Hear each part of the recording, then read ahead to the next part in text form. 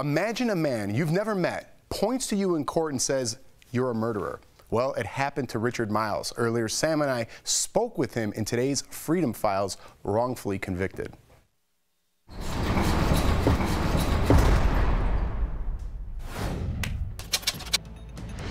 May 15th, 1994.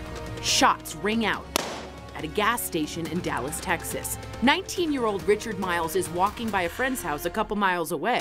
The next thing I noticed was a helicopter sounding in the air and the light then shining on me.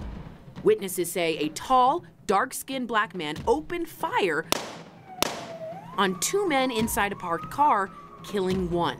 And the next thing I noticed, I am getting out of the police car at a Texaco station where a gunshot residue test is conducted on my hands while I'm in handcuffs.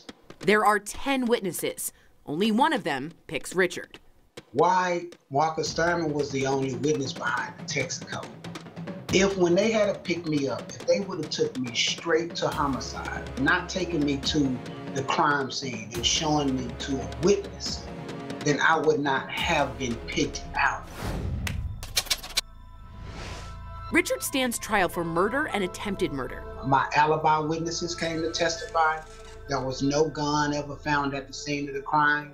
Fingerprints at the scene of the crime were not mine. But the prosecution tells a different story, saying there was gunshot residue on Richard's right hand. Positive in my right hand, negative anywhere else. Number one, I'm left-handed. Then, the DA's star witness, Marcus Thurman, points to Richard while on the stand when asked who was the shooter. They came back with a total of 60 years. For years, Richard writes hundreds of letters hoping someone will listen.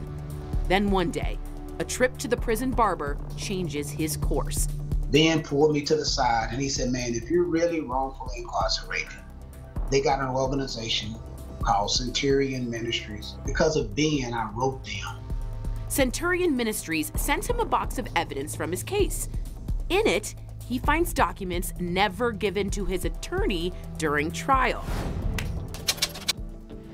On October 12, 2009, after 15 years, Richard is released from prison. 4 months later, Marcus Thurman recants his in-court identification of Richard. They would talk to Marcus Thurman. He would then tell them, he said, "Well, you really need to go talk to the prosecutor," because he was the one that told me to go in there and point Richard out. Then, multiple experts, including the state's expert from his original trial, say the residue on Richard's hand that night is not from a gun.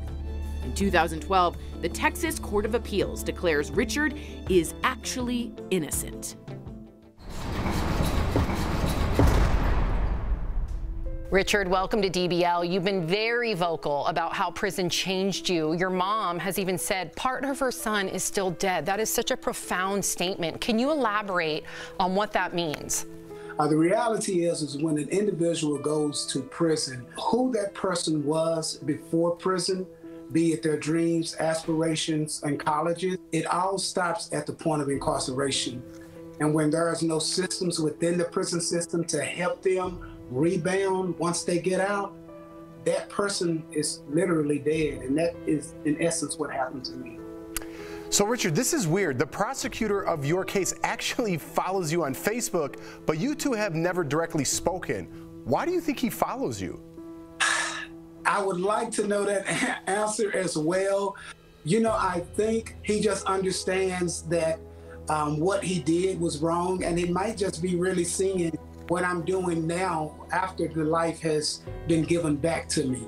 Did you ever want to reach out to him yourself and have a couple questions for him? I imagine I would. In this space, I do. You know, I feel like accountability is really key for right now, transparency. And whether it was a lack of effort on his part or other extenuating circumstances, I think that piece needs to get out. And I know that no amount in the world could somehow compensate for the years that you lost, that were taken away from you. But the state has given you a $1.2 million compensation for your time served. It also gives you a monthly annuity.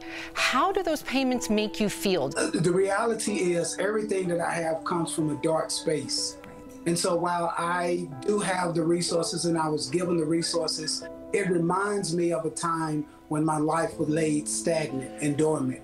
But it does provide resources in order to make change for other people that might be going through the same things that I went through. And speaking of change, since your release, you started Miles of Freedom. It's a nonprofit that helps prisoners adjust after they are released. The program brings you back to prison for visits, obviously. Is this triggering in some way, or are you strictly there just to help other inmates? I think it's a two-edged sword, being that iron sharpens iron. I go back into the prisons to minister and to be a beacon of light, and I get encouragement from those men as well. Miles of Freedom works to work with people that are coming home from prison, because we understand that's a gap in the space of criminal justice, and that's where we find our best needs and services fall in. Wow, Richard, you amaze me. Despite everything that you have gone through, you've picked yourself up, you're helping other people, you're a champion for change, trying to create reform in the prison system. I hope that everyone watching right now can go and learn more about Richard's organization, because it is changing lives. So visit milesoffreedom.org. Richard, thank you for joining us today, for sharing your story. You are incredible, amazing, my man. You amazing. are incredible. Thank you. Thank you for this opportunity. It was our honor.